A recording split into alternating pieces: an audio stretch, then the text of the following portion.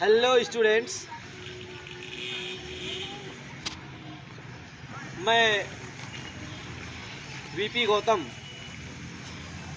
आज आप लोगों को प्रेजेंट इंडेफिनिट टेंस के हिंदी वाक्यों का अनुवाद करना, हिंदी वाक्यों का ट्रांसलेट करना सिखाऊंगा। ट्रांसलेट करने से पहले हमें कुछ मुख्य बातों पर विचार करना है। स्टूडेंट्स, आपने पिछले वीडियो में सब्जेक्ट,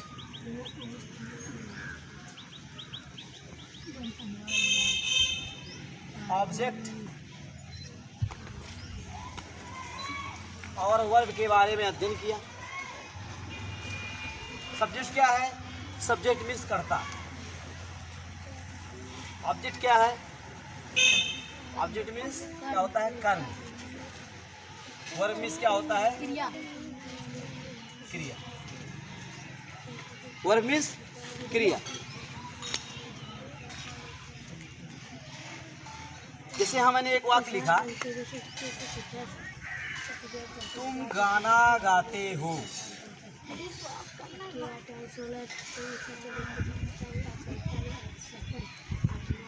तुम गाना गाते हो। तो स्टूडेंट्स, इस सेंटेंस में, इस वाक्य में तुम शब्द क्या है? सब्जेक्ट। क्या है? जो कार्य को करता है। मैंने बताया वाक्य में जो कार्य को करता है वो कर्ता कहलाता है, सब्जेक्ट कहलाता है। और अगला शब्द देखिए, गाना। ठीक, ये क्या है? ये ऑब्जेक्ट है। क्यों? क्योंकि तुम गाना को गाने का कर्म करते हो, तो गाना यहाँ पर कर्म हो गया, ऑब्जेक्ट हो गया। और अगला शब्द है गाते हो। गाते हो क्या है? वर्ब। क्या है? वर्ब है, क्रिया। क्यों? क्योंकि इसी शब्द के माध्यम से गाने की क्रिया प्रकट हो रही है। अगर गाते हो शब्द यहाँ पे निकाल दिया जाए, मान लीजिए थोड़ी देर के लिए निकाल दिया जाए, तो आप पढ़ेंगे तुम गाना। ये क्या? ये तो अर्थ का अनर्थ हो रहा है। तुम गाना, ये क्या? ये कैसा कोई वाक्य बन रहा है? तो स्पष्ट है, गाते हो शब्द के द्वारा कार्य का होना प्रकट हो रहा है। ठीक, इसलिए यह शब्द क्रिया है। इसके विषय में हमने बहुत अच्छी तरह से, विस्तृत रूप से हमने पिछली वीडियो में अध्ययन किया। अंडरस्टैंड? तो आप पहले ही समझ चुके हैं सब्जेक्ट, ऑब्जेक्ट। अब आगे देखिए हम क्या बताते हैं। देखिए स्टूडेंट्स,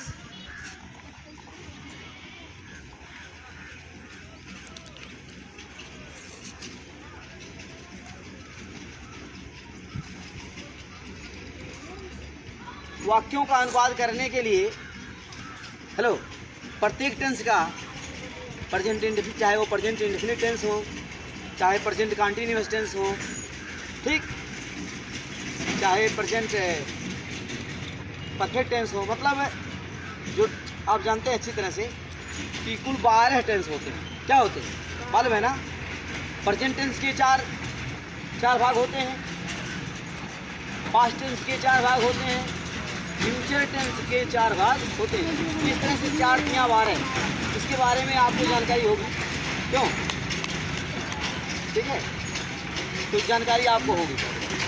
तो 12 भाग होते हैं। क्या होते हैं? कुल 12। तो कोई भी टेंस हो, उसके वाक्यों का, उसके हिंदी वाक्यों का ट्रांसलेट करने के लिए कुछ सहायक क्रिया का प्रयोग करते हैं। क्या करते हैं? सहायक क्रिया का, हेल्पिंग वर्ब का हम प्रयोग करते हैं। तो यहाँ पर भी प्रेजेंट इंडेफिनिट टेंस में भी हम कुछ सहायक क्रिया का प्रयोग करते हैं। ठीक है, हेल्पिंग वर्ब। तो यहाँ पर जो हेल्पिंग वर्ब है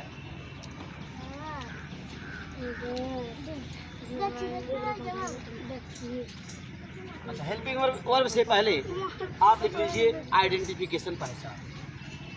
आइडेंटिफिकेशन,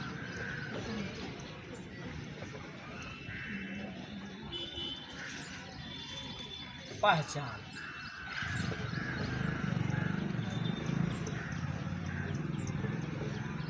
आप स्टूडेंट्स, आप कैसे पहचानेंगे कि दिया हुआ वाक्य प्रेजेंट इंडेफिनिट टेंस का वाक्य? ठीक है, कैसे पहचानेंगे?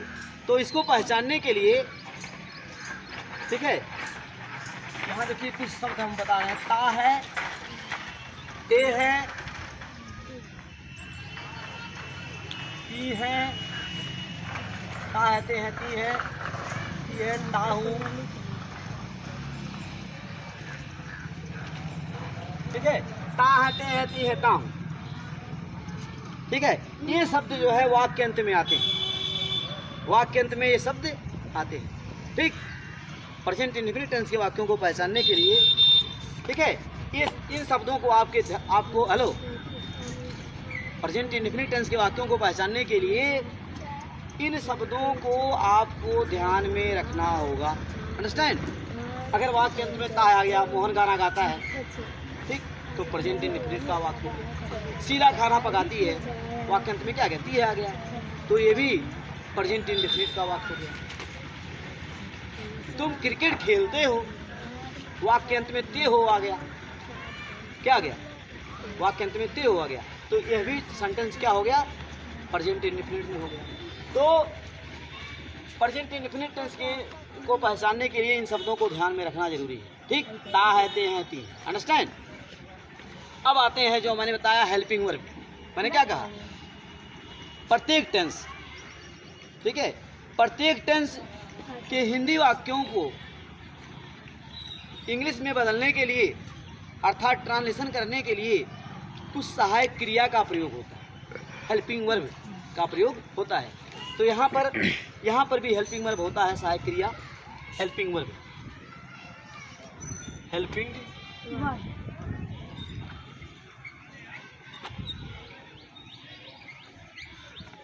सहायक क्रिया।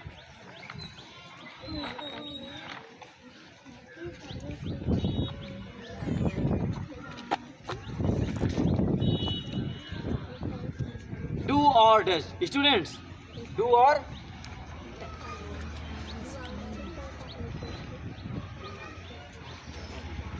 डज, यहाँ पर इस टेंस में भी हेल्पिंग वर्ब का यूज करते हैं, डू और डज, इसका प्रयोग करते हैं। स्टूडेंट्स, अब डज का और डू का हम प्रयोग कहाँ पे करते हैं, इसको देखना है।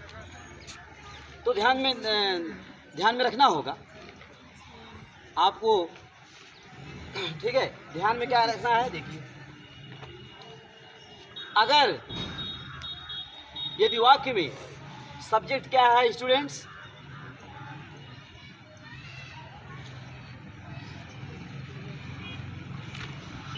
आई है, आई मीन्स स्टूडेंट्स मैं। हिंदी वाक्य में सब्जेक्ट क्या है, मैं मीन्स आई। अंडरस्टैंड? और सब्जेक्ट क्या है, तुम। अंडरस्टैंड? जैसे क्या, तुम यहाँ आते हो, तो हेलो, सब्जेक्ट क्या है, क्या हो गया सब्जेक्ट, तुम। तो स्टूडेंट सब्जेक्ट अगर तुम है, क्या, यू है। सब्जेक्ट क्या है,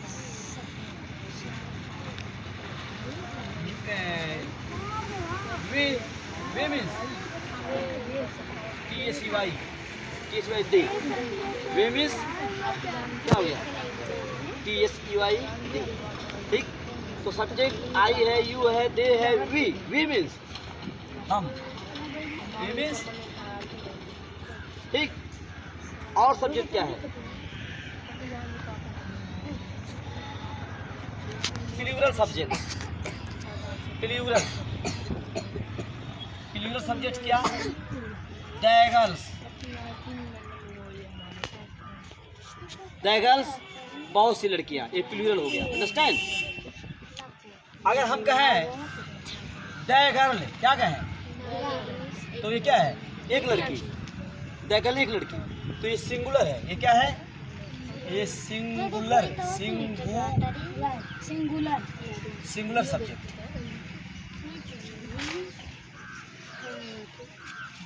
सिंगुलर सब्जेक्ट है, ठीक है। लेकिन हम कह दिए द गर्ल्स, तो ये क्या हो गया स्टूडेंट्स? प्लूरल। क्या हो गया? Plural. The girls, the boys. Students, don't laugh, otherwise you will be punished strictly. All of you sit silently. Understand? The girls, the boys, the dogs,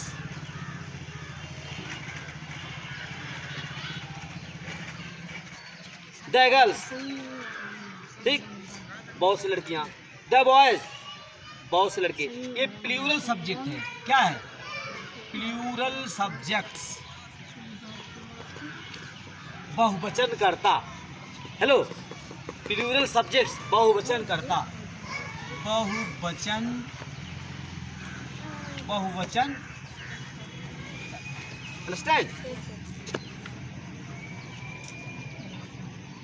ये हो गया। और हेलो, यहाँ दी बॉयज लिखे हैं, तो यहाँ पर हम क्या लिखे? The boy. क्या लिखे? The boy. ये क्या हो गया? सिंगुलर। क्या हो गया? The girl, the boy, the boy एक लड़का।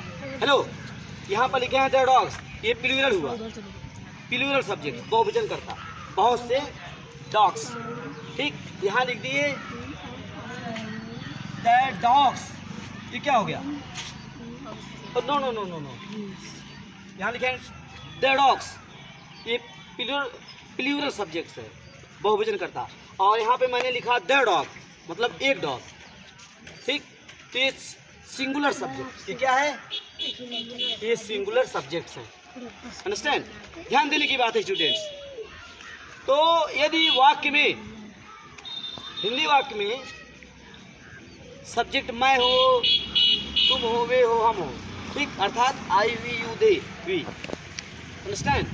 और द गर्ल्स, लड़कियां, बहुत सी लड़कियां, लड़के, लड़के क्रिकेट खेलते हैं, द बॉयज, ठीक।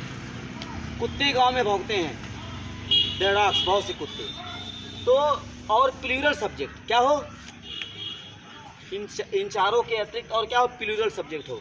तो ऐसी स्थिति में स्टूडेंट्स, हम उनके साथ किसका यूज करते हैं?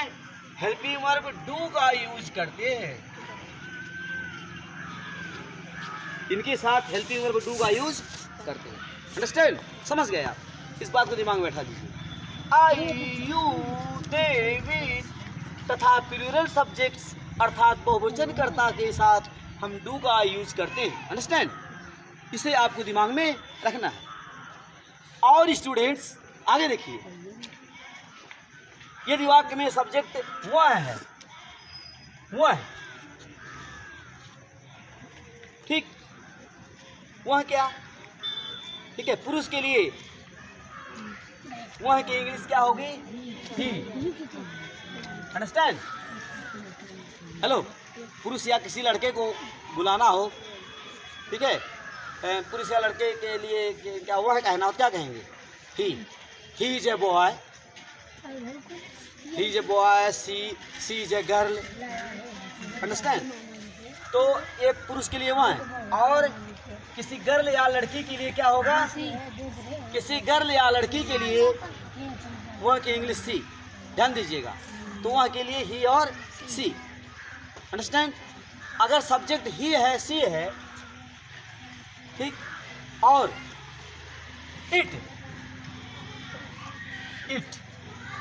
इट का प्रयोग कहाँ पे होता है?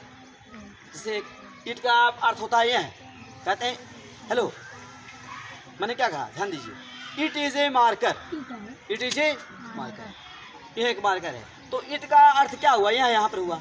लेकिन इट का प्रयोग, इसके बारे में विस्तृत अध्ययन हम आगे चलकर करेंगे, बढ़िया समझाएंगे।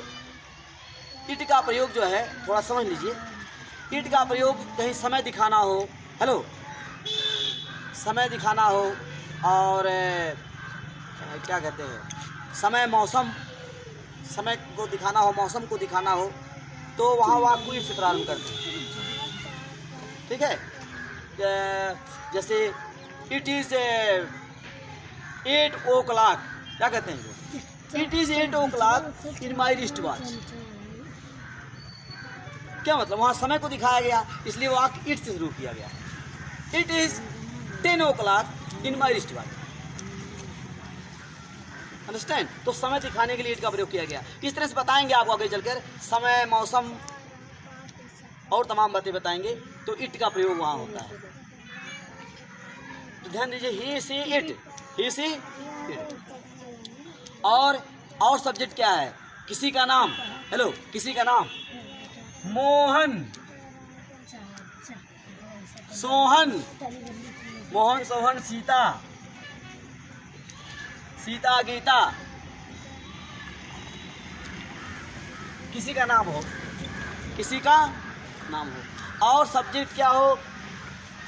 ही सी इट, किसी का नाम मोहन, सोहन, सीता, गीता।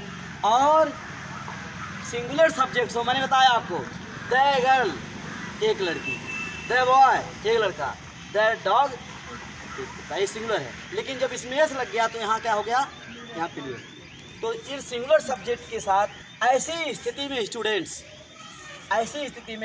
हम क्या करेंगे? इनके साथ किसका प्रयोग करेंगे? डज, DOES, स्टूडेंट्स डज का प्रयोग। ठीक है, इन सब्जेक्ट्स के साथ माय डियर स्टूडेंट्स हम किसका प्रयोग करेंगे? डज का प्रयोग करेंगे। अंडरस्टैंड? तो इसको आपको दिमाग में रखना होगा।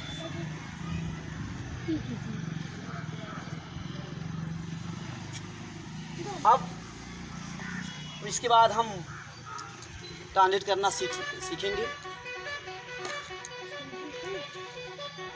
अब अगले वीडियो में हम इसके लिए प्रेजेंट इंडेफिनिट टेंस के अफर्मेटिव सेंटेंसेज का अनुवाद करना सीखेंगे।